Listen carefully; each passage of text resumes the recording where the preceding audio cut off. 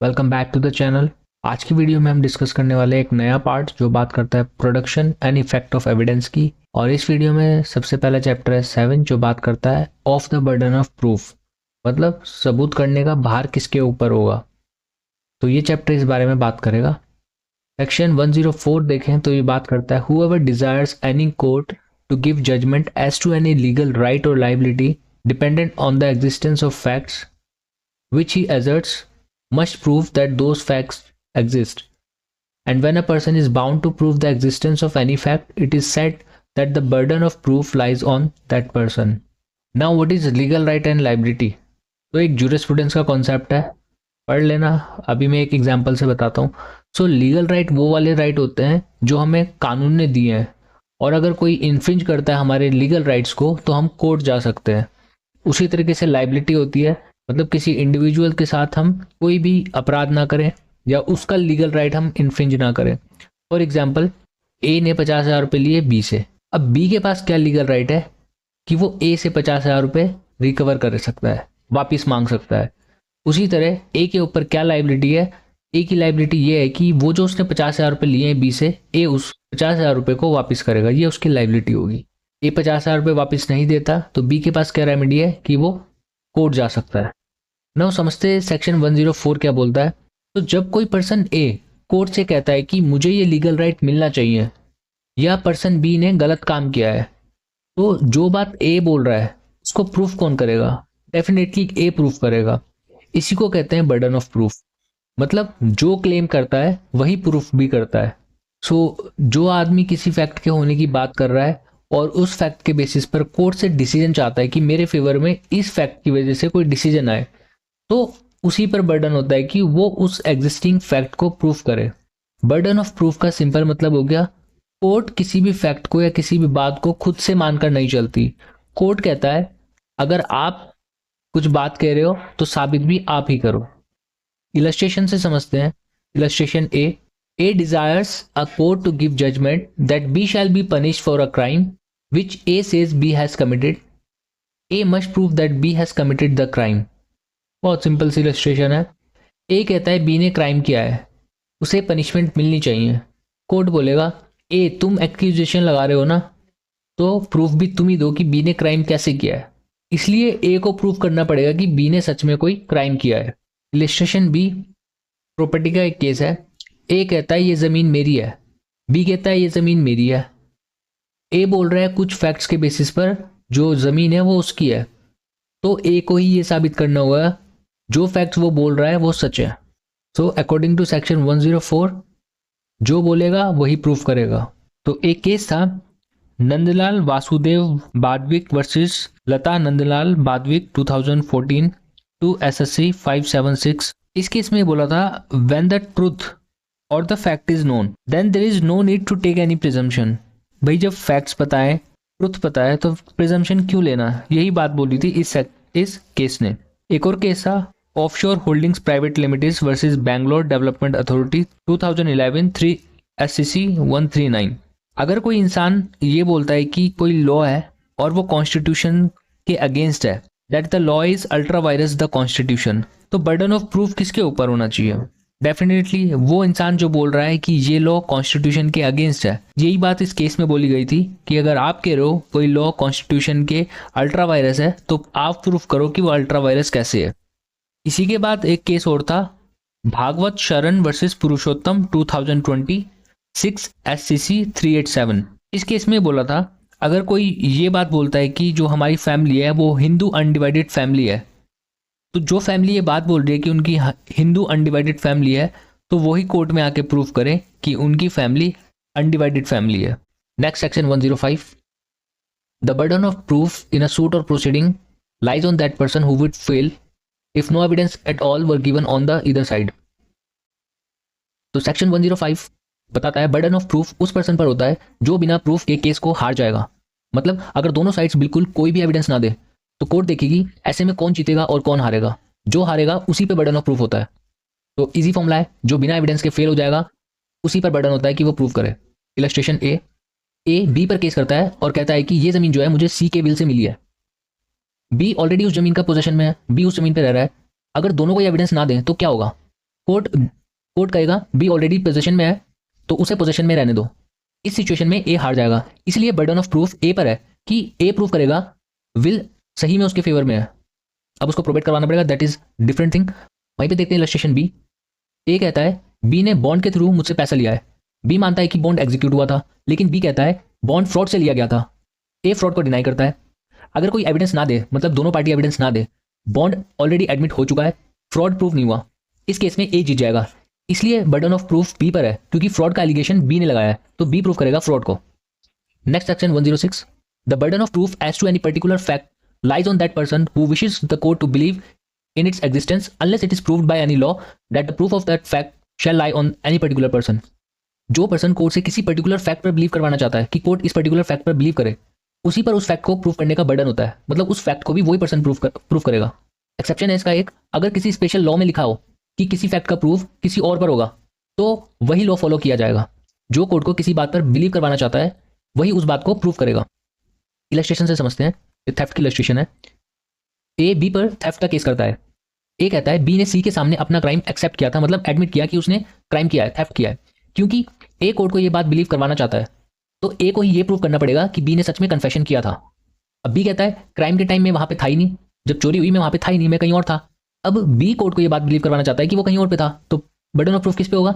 B को ही prove करना पड़ेगा कि उस टाइम पर वो किसी और जगह पर था, जैसे सीसीटीवी लिया है या कोई ट्रेन का टिकट, ट्रैवल रिकॉर्ड, विटनेसेस लिया है, या ऐसा कुछ भी लाके वो प्रूव कर सकता है। बहुत सारे तरीके हैं उसके पास। तो सेक्शन 104, सेक्शन 105 एंड सेक्शन 106 को अगर हम साथ में समझें, सेक्शन 104 सिंपल बात कहता है जो क्लेम कर रहा है वही प्रूव करेगा। सेक्शन 105 कहता है जो बिना एविडेंस के हार जाएगा उस पर बर्डन होता है।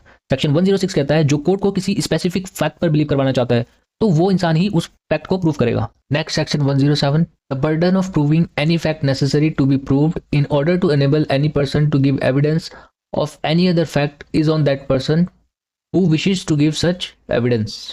सेक्शन 107 बात कर रहा है अगर किसी एक फैक्ट का एविडेंस देने के लिए पहले किसी दूसरे फैक्ट को प्रूव करना जरूरी हो तो पहले वही नेसेसरी फैक्ट प्रूव करना पड़ेगा, और इसका बर्डन होगा उसी पर्सन पर जो आगे का एविडेंस कोर्ट में देना चाहता है। तो इजी लैंग्वेज में, जब तक पहली कंडीशन प्रूव नहीं होगी अगला एविडेंस एक्सेप्ट होगा ही नहीं। इलस्ट्रेशन देखते हैं इसकी। A wishes to prove a dying declaration by B, A must prove B is death. A एक डाइंग डिक्लेरेशन को प्रूव करना चाहता है तो ए बोल रहा है कि ये डाइंग डिक्लेरेशन बी की है, तो पहले बी की डेथ तो प्रूव करनी पड़ेगी। इसी तरीके से इलस्ट्रेशन बी, ए एक डॉक्यूमेंट्स के कंटेंट्स सेकेंडरी एविडेंस से प्रूव करना चाहता है, जैसे कि फोटोकॉपी या फिर ओरल एविडेंस से।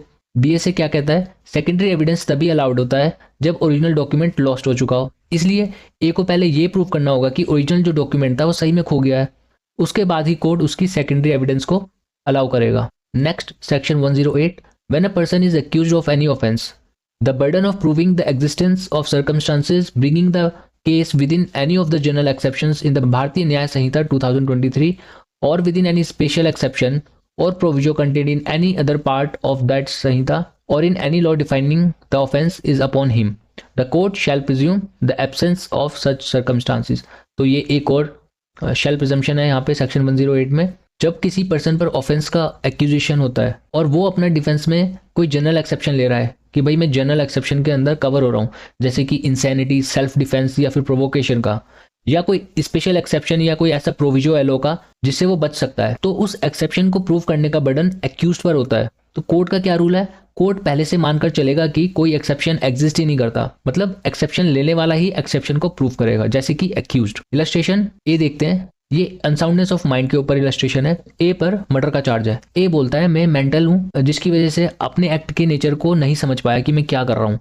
क्योंकि ए जनरल एक्सेप्शन जो कि इंसैनिटी का बेनिफिट लेना चाहता है तो ए को ही प्रूव करना पड़ेगा कि वो अनसाउंड माइंड है या फिर वो at the time of doing the act he was unsound. वहीं पर इलस्ट्रेशन बी देखें अगर, ये बात करती है ग्रेव एंड सडन प्रोवोकेशन के ऊपर। ए बोलता है मुझे अचानक इतनी बड़ी प्रोवोकेशन मिली कि मैं सेल्फ कंट्रोल खो बैठा और मैंने ऑफेंस कर दिया।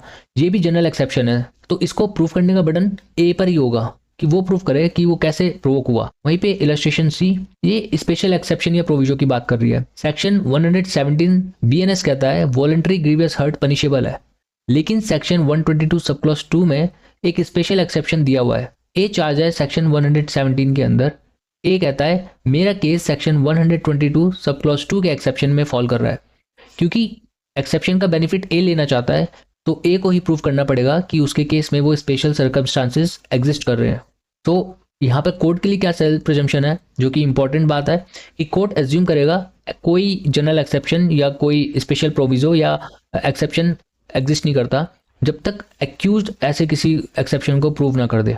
तो सेक्शन 108 क्रिमिनल केस में जनरल या स्पेशल एक्सेप्शन को प्रूव करने का बर्डन एक्यूज्ड पर होता है और कोर्ट एक्सेप्शन के एब्सेंस को प्रिज्यूम करके चलती है, शेल प्रिजम्पशन है।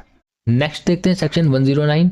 When any fact is especially within the knowledge of any person, the burden proving that fact is upon him. अगर कोई फैक्ट किसी एक पर्सन की स्पेशल नॉलेज में होता है, उस फैक्ट को प्रूव करने का बर्डन भी उसी इंसान पर होता है। कोर्ट ये एक्सपेक्ट नहीं करती कि दूसरी पार्टी या प्रोसिक्यूशन ऐसी बात प्रूव करे जो सिर्फ एक्यूज को ही पता है। इलस्ट्रेशन देखते हैं, इलस्ट्रेशन ए, ये स्पेशल इंटेंशन के ऊपर बात करता है। किसी एक्ट के नेचर और सर्कमस्टांसिस से एक इंटेंशन दिख रही है, लेकिन पर्सन कहता है मेरी इंटेंशन कुछ और थी। क्योंकि ये इंटेंशन उस पर्सन के माइंड के अंदर की बात है, उसी को पता होगा, तो इसको प्रूव करने का बर्डन उसी पर है जो कहता है कि मेरी दूसरी इंटेंशन थी, प्रूव करो आपकी क्या इंटेंशन थी। ये इलस्ट्रेशन बी, ये रेलवे टिकट का केस है। ए पर चार्ज लगाए कि ट्रेन में बिना टिकट के उसने ट्रैवल किया। टिकट होना या ना होना किसको पता होगा, सबसे ज्यादा ए की ही नॉलेज में है, इसलिए ए को ही प्रूव करना पड़ेगा कि उसके पास वैलिड टिकट था।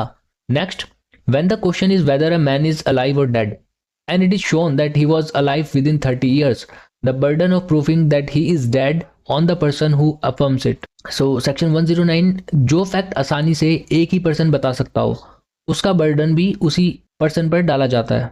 तो सेक्शन 9 में जो फैक्ट किसी पर्सन के स्पेशल नॉलेज में होता है उस फैक्ट को प्रूव करने का बर्डन भी उसी पर होता है। नेक्स्ट देखते हैं section 110, when the question is whether a man is alive or dead and it is shown that he was alive within 30 years, the burden of proving that he is dead on the person who affirms it. जब court के सामने question arise हो रहा है कि कोई आदमी जिंदा है या मर चुका है और ये प्रूव हो जाए कि वो आदमी पिछले 30 साल के अंदर जिंदा था, तो कोर्ट मान के चलेगा कि वो अभी भी जिंदा है। जो पर्सन ये कहता है कि वो आदमी मर चुका है उसी पर बर्डन होगा उसकी डेथ प्रूव करने का। कोर्ट खुद से डेथ एज्यूम नहीं करेगी। सिंपल एग्जाम्पल, एक्स को 20 साल पहले जिंदा देखा गया था, ए कहता है एक्स तो मर चुका है, तो भारतीय साक्ष्य अधिनियम क्या कह रहा है, क्योंकि एक्स को 30 साल के अंदर जिंदा देखा है इसलिए ए को ही प्रूव करना पड़ेगा कि एक्स मर चुका है, जैसे कि या तो डेथ सर्टिफिकेट या कोई रिलायबल एविडेंस एटसेट्रा लाकर।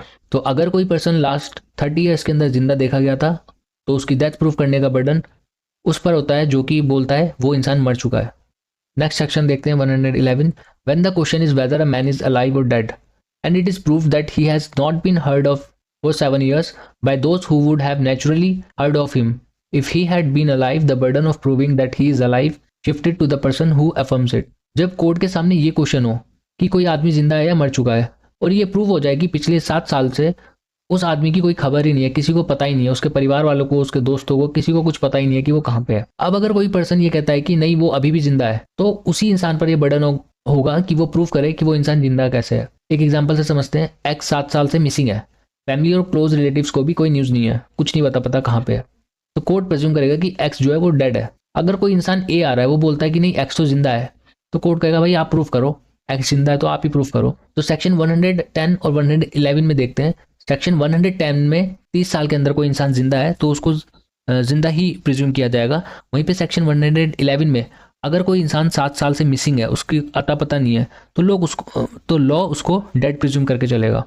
नेक्स्ट देखते हैं section 112, when the question is whether persons are partners, landlords and tenants और प्रिंसिपल एंड एजेंट, मतलब एक कोई रिलेशनशिप एग्जिस्ट कर रही है इनके बीच में या नहीं, and it has been shown that they have been acting as such, the burden of proving that they do not stand or have ceased to stand to each other in those relationship respectively is on the person who affirms it. जब court के सामने ये सवाल हो कि लोग एक दूसरे के साथ किसी रिलेशनशिप में है या नहीं, जैसे कि पार्टनर, लैंडलॉर्ड एटसेट्रा, ये दिखाया जा चुका है कि वो लोग एक्चुअली ऐसे ही बिहेव कर रहे थे जैसे कि पार्टनर्स की तरह या फिर लैंडलॉर्ड टेनेंट की तरह, तो कोर्ट मानकर चलेगा कि रिलेशनशिप जो है इन दोनों के पार्टीज के बीच में एग्जिस्ट कर रही है।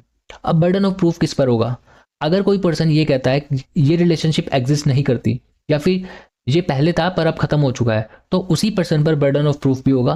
सिंपल एग्जांपल देखते हैं, दो लोग मिलकर बिजनेस चला रहे हैं, प्रॉफिट शेयर कर रहे हैं, डिसीजन साथ में ले रहे हैं, कोर्ट मान के चलेगा कि वो दोनों पार्टनर्स हैं। अगर कोई इंसान आके, सलमान खान आके बोलता है अब पार्टनरशिप खत्म हो गई है, तो सलमान खान को ही प्रूव करना पड़ेगा कि ए और बी के बीच में पार्टनरशिप खत्म हो चुकी है। नेक्स्ट सेक्शन देखते हैं 113, when the question is whether any person is owner of anything of which he is shown to be in possession, the burden of proving that he is not the owner is on the person who affirms that he is not the owner. जब court के सामने ऐसा कोई question arise हो रहा है कि क्या कोई पर्सन किसी चीज का ऑनर है या नहीं, और ये दिखाया जा चुका है कि वो पर्सन उस चीज के पोजीशन में है, तो कोर्ट मानकर चलेगा जिसके पास पोजीशन है वही उसका ओनर भी है। अगर कोई दूसरा पर्सन ये कहता है कि नहीं ये ओनर नहीं है, ओनर तो मैं हूं, तो बर्डन ऑफ प्रूफ भी उसी पर्सन पर होगा कि वो प्रूफ करे कि ये इंसान इस चीज का ओनर नहीं है। तो यहाँ पर सिंपल सा प्रिजम्पशन है, आप पोजीशन दिखाओ और ओनरशिप प्रिज्यूम हो जाएगी। एक एग्जांपल से समझते हैं, ए के पास एक बाइक है, बाइक ए के घर पर है, ए यूज भी कर रहा है, तो कोर्ट मान के चलेगी कि बाइक जो है वो ए की है। अब शाहरुख खान आता है, बोलता है नहीं ये बाइक एक ही नहीं है, तो कोर्ट बोलेगा आप प्रूफ करो ये बाइक एक ही नहीं है। आज की वीडियो के लिए इतना ही। I hope you like the video